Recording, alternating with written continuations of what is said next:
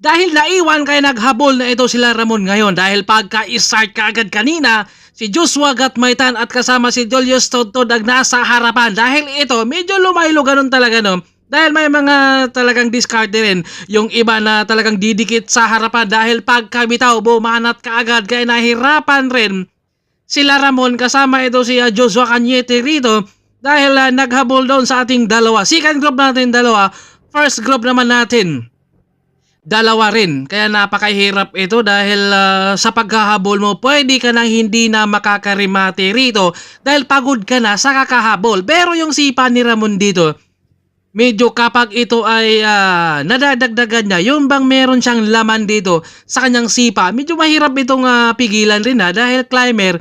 Pero ito medyo malambot rin talaga yung sipa ni Ramon kaya medyo maubo siya dito sa kanyang sipa lang din. Pero kapag medyo may laman to, na talagang kagaya ni Pascual ba na meron talagang pigarin pero syempre nakukuha nila naman to sa ensayo rin kaya nahirapan rito parang paubos na etong si Joshua Cañete rito dahil kapag naiwan talaga at naghabol ka syempre kapag natanaw mo na malayo na kaya sinusubukan pa rin talaga dito ni Ramon na talagang tiisin, tiyagain dahil kapag hindi sila makadikit sa dalawa pwede silang aabutan ng ating peloton dahil kapag dumikit sila doon sa ating first group na dalawa, si Julius Tontod kasama doon si Joshua Gatmaitan, yung peloton hindi na maghabol. Pero kapag hindi talaga didikit itong dalawa doon sa first group, ito ang didikitan noon sa ating peloton kaya nahirapan talaga itong dalawa rin kaya ramdam na natin rito.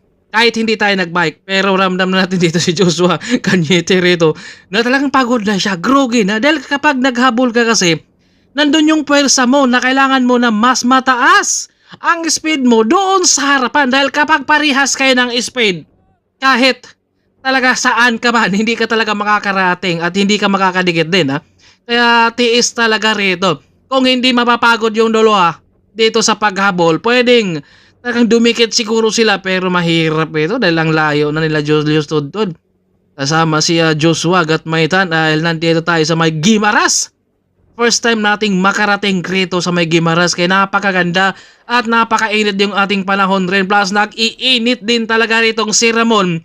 Wala nang imikan. Wala mo na raw kaibigan mo na rito Sabi nila, maghabol na muna tayo. Maya na tayo maggulangan pero kita nyo naman yung sipa ni Joshua Cañete rito, halos umaatras na siya dito kay Ramon. Pero sinusubukan pa rin talaga niyang humabol dito sa likuran din at kumapit. Pero kita nyo naman yan, si Ramon pinakapanay-panay dito.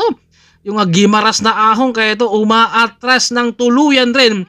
Si Joshua Cañete talagang kumalas siya kaya si Ramon rin ang nahirapang maghabol. Pero papadikit na rin sa kanila ang peloton. Hindi talaga sila dumikit doon sa ating first group na dalawa.